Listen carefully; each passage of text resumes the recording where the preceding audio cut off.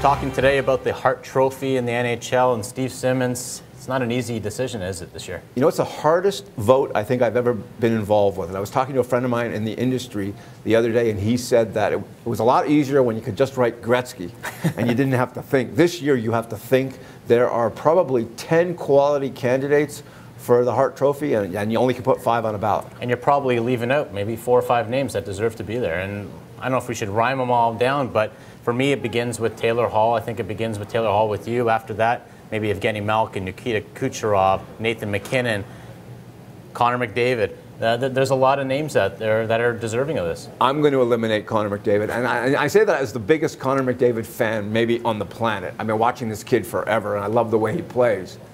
But he plays for the Edmonton Oilers, and they are out of sort of serious competition all season long. They're not a factor.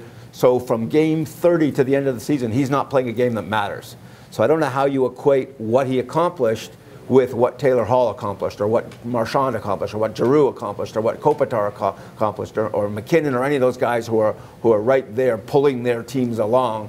He's pulling himself along, but is he pulling his team along? So let's start with Taylor Hall. Obviously, he's pulling the New Jersey Devils into a playoff spot. What do you like about what his season has meant for the Devils?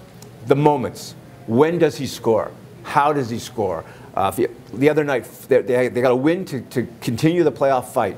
He gets 4 points. He comes out of the penalty box a couple of nights earlier because they used him to kill a penalty, to go in the box and serve a penalty. He comes out and scores on a breakaway, scores the winning goal. In overtime, he's the guy that you go to for New Jersey. He's 42 points ahead. It's unreal. Of the next scorer on that hockey team. To me, I think Taylor Hall has now moved into a position where he's the favorite.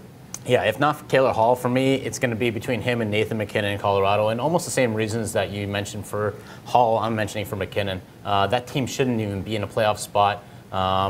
They lose Duchesne in November. It's a young team that's really maybe a year or two away, and yet he's pulled them in with arguably the best goal or points per game in the NHL. So what a marvelous season Nathan MacKinnon's had, and the line amazing. With Rantanen and with the big Swede, whose name escapes me. And that's the thing, you made Rantanen into a player.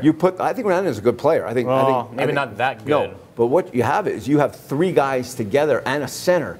And where you separate Hall and MacKinnon, in my mind, Hall's not even a center. He's a winger, and he's creating all this offense. MacKinnon's creating all the offense at center, and he's making his wingers better. Well, like we said, it's not going to be an easy one, and we're going to find out at the end of June at the NHL Awards, and probably going to come down to, like we said, 10, 12, maybe even 15 names. For Post Media News, I'm Michael Tracos. This is Steve Simmons.